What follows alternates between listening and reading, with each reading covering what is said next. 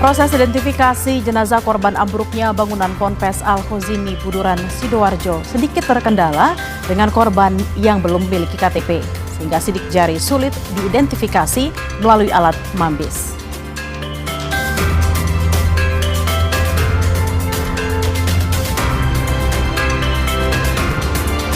Seekor macan tutul masuk ke kamar hotel di Bandung, Jawa Barat. Evakuasi berlangsung dramatis selama 3 jam karena macan tutul sempat berusaha kabur.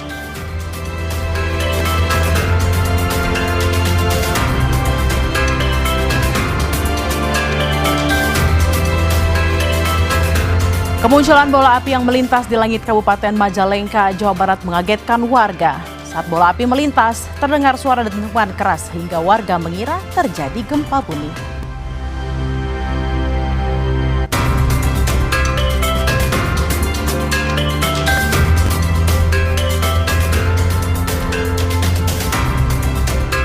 Halo, apa kabar saudara? Selain 3 sorotan utama tadi, sejumlah informasi penting dari berbagai penjuru tanah air akan kami hadirkan untuk Anda selama 30 menit ke depan. Bersama saya, Tile Reabella, kita jelang Indonesia Update selengkapnya di Kompas TV Independen Terpercaya.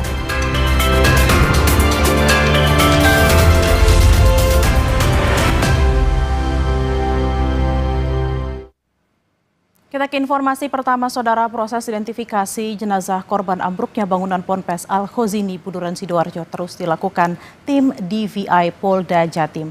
Korban yang masih di bawah umur dan belum memiliki KTP sedikit menyulitkan tim DVI dalam mengidentifikasi sidik jari melalui alat mambis.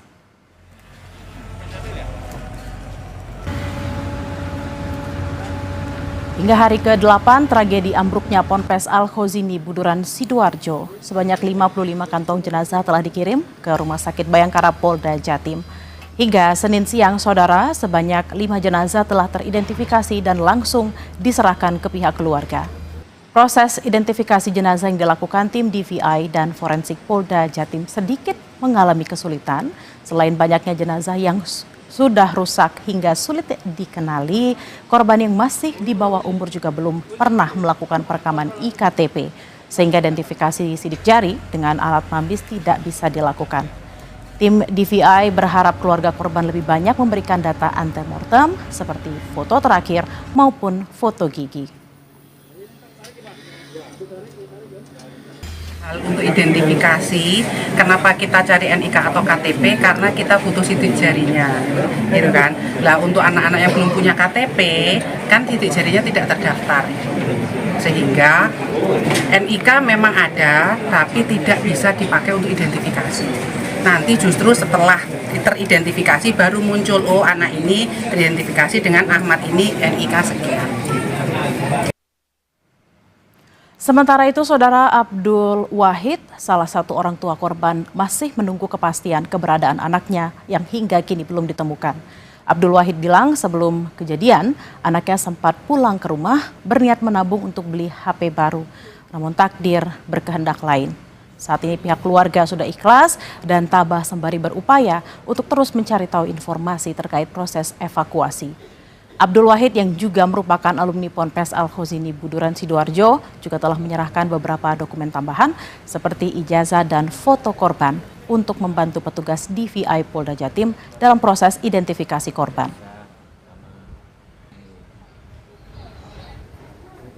Harapannya saya ingin hasil otopsi ini cepat terselesaikan juga aja, Mas. Biar ibunya soalnya nangis terus. Jadi dari pihak keluarga diminta ngumpulin apa aja? Ijazah sama foto, mulai yang ketawa, yang bagus. Jadi tinggal nunggu ya Pak ini. Saya sabar, suruh sabar lagi. Salah satu orang tua korban tak menyangka, saudara, anaknya selamat dari insiden ambruknya bangunan musola Pondok Pesantren Al-Khozini Buduran Sidoarjo. Meski kehilangan kaki, sang anak berharap secepatnya sembuh agar bisa kembali belajar di Pondok Pesantren Al-Khozini. Meski tak menyangka, Idrus dan istrinya lega mengetahui anaknya Saiful Rosi Abdillah selamat. Saiful Rosi adalah salah satu korban ambruknya bangunan musola milik Pondok Pesantren Al-Khozini, Buduran, Sidoarjo. Ekonomi saya dia tahu. Ia dievakuasi pada hari ketiga dalam keadaan selamat. Namun salah satu kakinya terpaksa harus diamputasi karena tertimpa beton. Ternyata ada info dari teman-teman dari grup, ternyata anak saya hidup. Kakinya yang terjepit sebelah kanan. Makanya kakinya itu kejepit dengan beton. Nggak bisa diselamatkan kakinya itu. Lalu kakinya kan kadang-kadang itu sakit, kadang-kadang enggak gitu. Nyeri-nyeri karena ya nyeri-nyeri. Keluarga berharap Rosi segera sembuh dan bisa berjalan normal lagi. Apalagi Rosi berpesan kepada ayahnya jika sembuh dan dinyatakan boleh pulang dari rumah sakit, ia ingin kembali ke pondok pesantren untuk menuntut ilmu. Kalau rencana anaknya itu mau mondok katanya. Tetap di situ? Iya mondok di situ, di Al-Khozini. Oh, berarti artinya melanjutkan mondok? Iya melanjutkan. Katanya kalau mondok yang lain punya teman yang lain, kalau di situ enggak. Ya, sudah tidak asing gitu. Saiful Rosi Abdillah kini masih dirawat di Rumah Sakit Umum Daerah Kabupaten Sidoarjo. Tim dokter masih harus terus memantau kesehatan remaja 14 tahun itu pasca menjalani amputasi karena syaraf dan otot pergelangan kaki kanan Rosi rusak akibat tertimpa beton. Cek Robi, Kompas TV, Sidoarjo, Jawa Timur.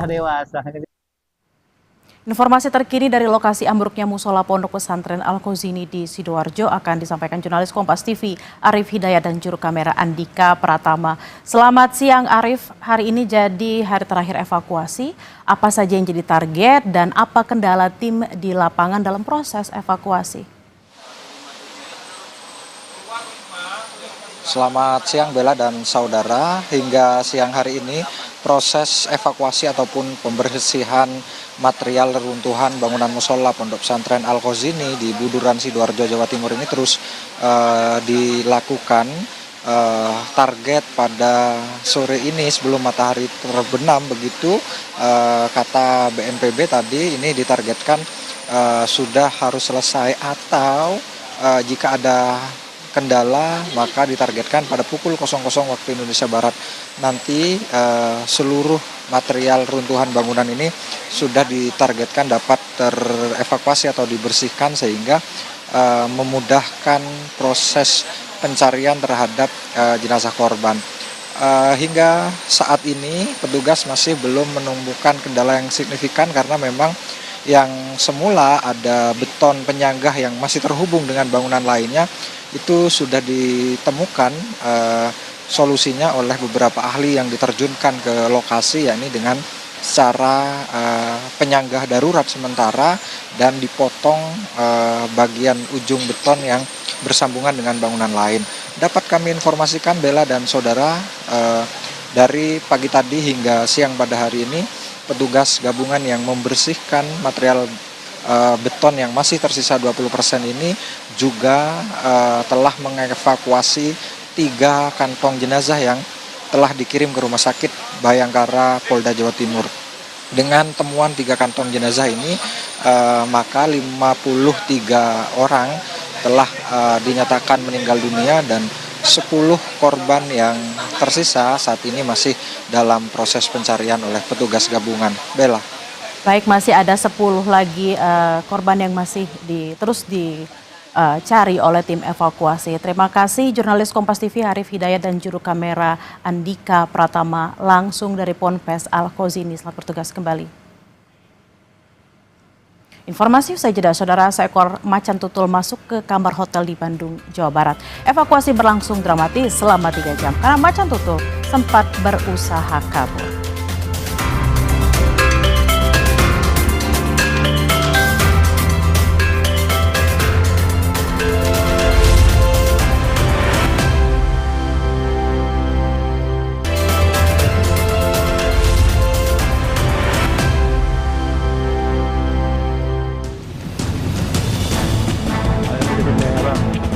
Dalam rekaman video amatir warga, terlihat aliran sungai yang mengalir di Jalan Kencana Raya, Kelurahan Rawabuntu, Kecamatan Serpong, Tangerang Selatan, tiba-tiba berubah berwarna merah.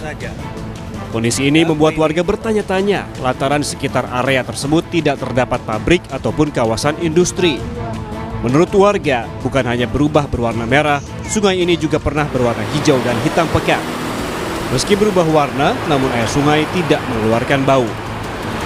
Kini kondisi air sungai telah kembali normal. Meski demikian, warga berharap kepada pihak terkait untuk segera menyelidiki apa yang menyebabkan air sungai berubah karena khawatir akan berdampak pada kesehatan warga sekitar. Sebuah mobil terbakar di Jalan Jenderal Sudirman, Tanah Abang, Jakarta Pusat, diduga akibat korsleting di bagian mesin. Mobil yang ditumpangi sepasang suami istri ini mendadak berhenti di depan halte Transjakarta Bendungan Hilir dan tiba-tiba berasap pada bagian depan mobil. Mobil pun terbakar. Upaya pemadaman berlangsung selama 1 jam. Tidak ada korban jiwa dan polisi masih menyelidiki penyebab pasti kebakaran.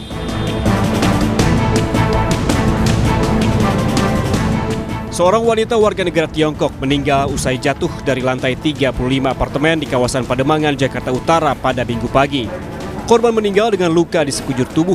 Jenazah korban dibawa ke Rumah Sakit Cipto Mangunkusumo, Jakarta Pusat untuk diotopsi guna kepentingan penyelidikan. Hingga kini, polisi masih menyelidiki penyebab pasti jatuhnya warga negara Tiongkok dari lantai 35 apartemen.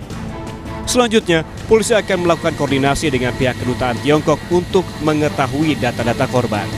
Tim Liputan Kompas TV.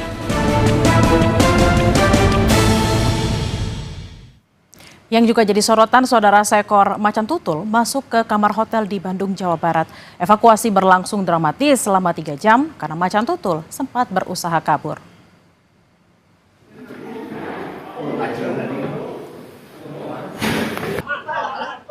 Inilah macan tutul yang ditemukan di salah satu kamar hotel di Jalan Padasaluyu, Kelurahan Isola, Kecamatan Sukasari, Bandung.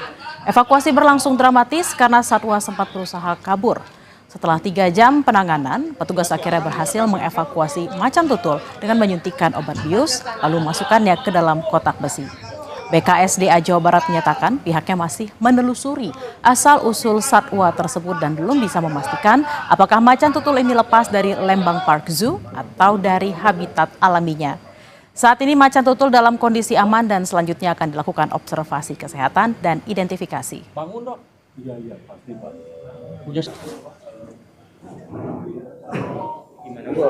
Awalnya sekitar 6:30 itu posisi macan itu turun dari lantai atas, terus masuk ke kamar 101, terus saya keluar, masuk lagi udah di atas lagi.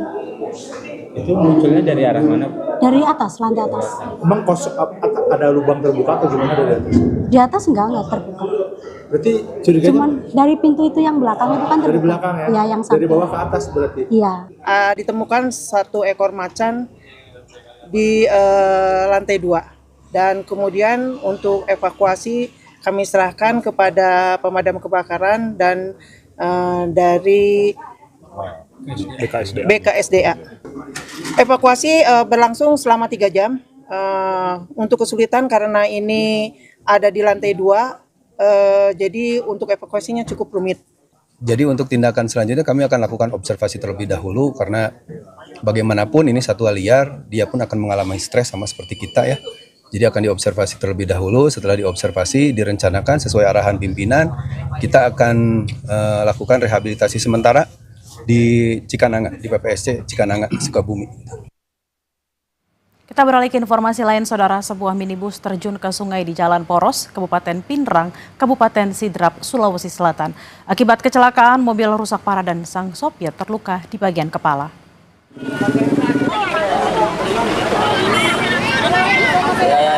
Kecelakaan diduga berawal saat mobil dengan kecepatan tinggi menyalip sebuah bus. Namun sopir kehilangan kendali membuat mobil menyenggol pembatas jembatan, kemudian terjun ke sungai sedalam 10 meter. Akibat kecelakaan, pengemudi mobil mengalami luka di bagian kepala dan dilarikan ke rumah sakit. Sementara mobil rusak parah, kemacetan panjang sempat terjadi di sekitar tempat kejadian perkara.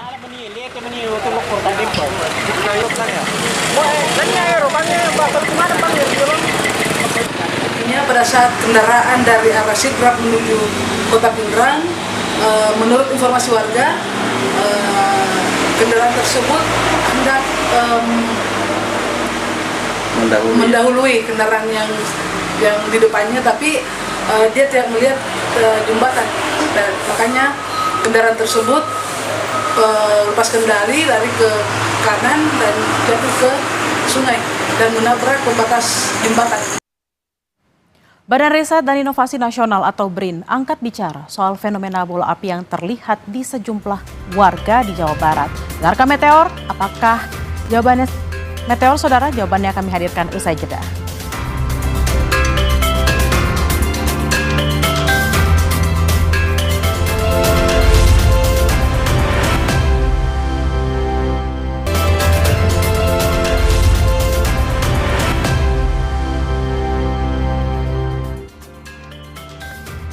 Saudara Gubernur Jawa Tengah Ahmad Lutfi meresmikan tempat pengelolaan sampah terpadu atau TPST di Kabupaten Batang, Jawa Tengah. Lutfi menyebut dengan adanya TPST di tingkat desa bisa mengurangi permasalahan sampah yang kerap terjadi di sejumlah wilayah.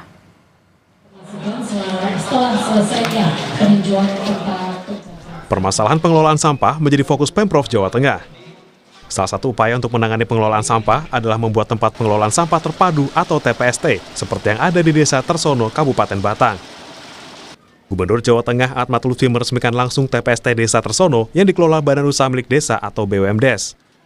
Ahmad Lutfi mengapresiasi pihak desa karena TPST Desa Tersono bisa mengakomodasi sampah dari 2 kecamatan, yaitu Limpung dan Bawang. Artinya pemisahan sampah itu dilakukan dari mulai RT, rumah tangga, RT, RW, kelurahan, terus baru dipilah, maka secara tidak langsung akan mengurangi dampak sampah di tingkat TPA. Dan ini jadikan role model Desa Tersono ini bisa dilakukan di desa-desa yang lain. Di TPST ini, sampah-sampah akan dipilah dengan menggunakan alat pemilah, yaitu organik seperti sayuran, buah-buahan, dan anorganik seperti plastik. Dalam sehari, TPST ini bisa mengolah sampah hingga 10 ton. Untuk sampah organik biasanya akan menghasilkan pakan ternak ulat maggot dan menjadi pupuk. Nah, sampah organik yang keluar dari Sipila itu berupa bubur, nantinya akan digunakan untuk sebagai pakan maggot atau langsung diproses menjadi pupuk organik. Nah, sampah residu plastik yang keluar dari mesin Sipila ini, itu kita pilah lagi, Pak. Jadi yang masih laku dijual dipilah lagi, diambil lagi, sisanya baru dibakar menggunakan insinerator. Gubernur Jateng Ahmad Lutfi berharap nantinya tiap desa di kabupaten di Jawa Tengah bisa mengelola sampahnya sendiri dari limbah RT RW. Selain meresmikan TPST Tersono, Ahmad Lutfi juga menebar bibit ikan nila di sekitar TPST. Harapannya setelah beberapa bulan, ikan itu bisa bermanfaat untuk warga. Ari Himawan, Kompas TV, Batang, Jawa Tengah.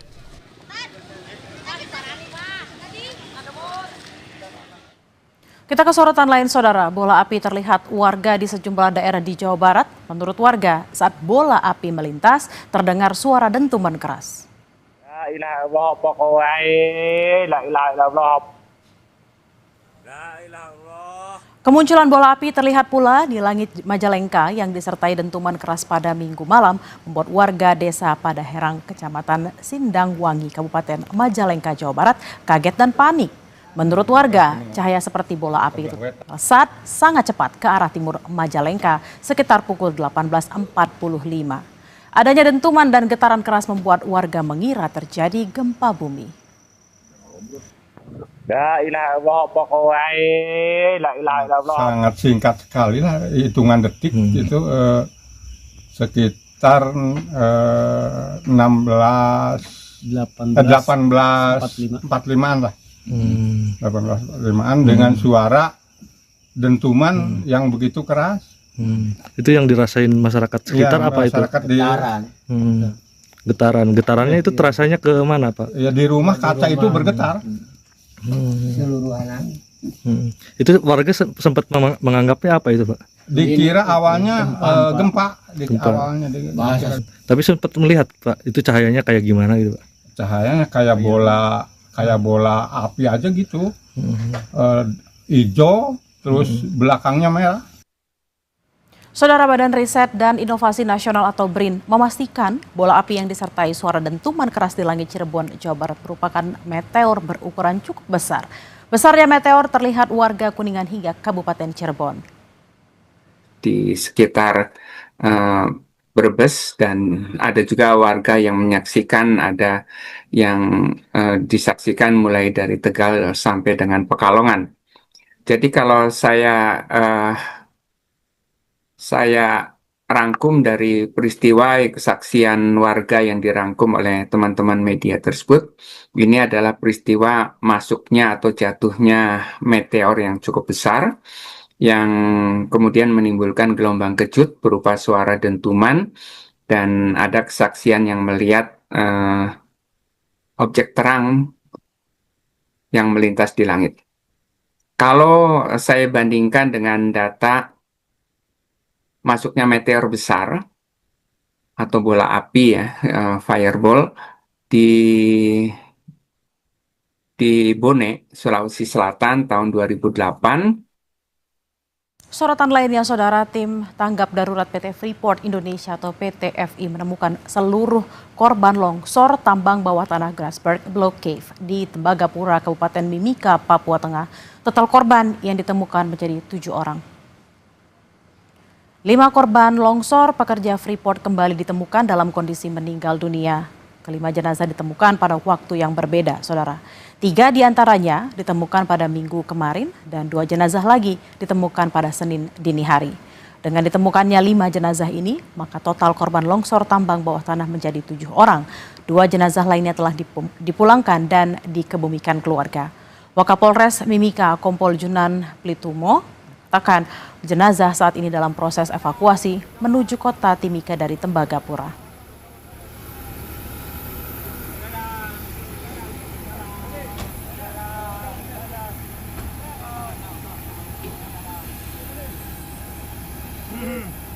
Untuk korban longsor di area tambang underground sudah berhasil ditemukan sebanyak 5 orang dan semua korban saat ini sudah saat ditemukan sudah langsung dibawa di Rumah Sakit 68 dan rencananya hari ini akan dikirim ke Timika. Selanjutnya 4 korban akan dikirim ke Jakarta dan 1 korban akan dikebumikan di Kuala Kencana Timika.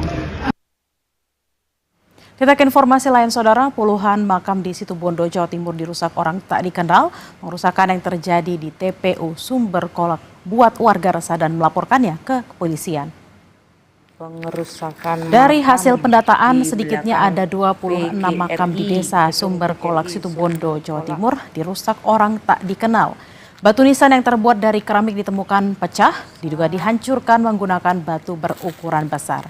Diduga aksi pengerusakan terjadi saat malam hari saat lingkungan makam sepi. Kepala Dusun Pareaan, Samsul Arifin, menyebut nilai kerugian mencapai jutaan rupiah. Hingga kini, Saudara, belum diketahui siapa pelaku di balik pengerusakan makam.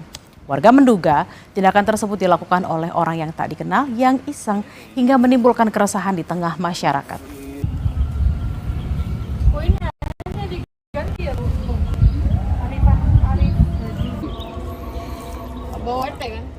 Informasi tadi sekaligus menjadi penutup kita di Indonesia Update. Saya Tili Reabella, pamit undur diri. Sampai jumpa.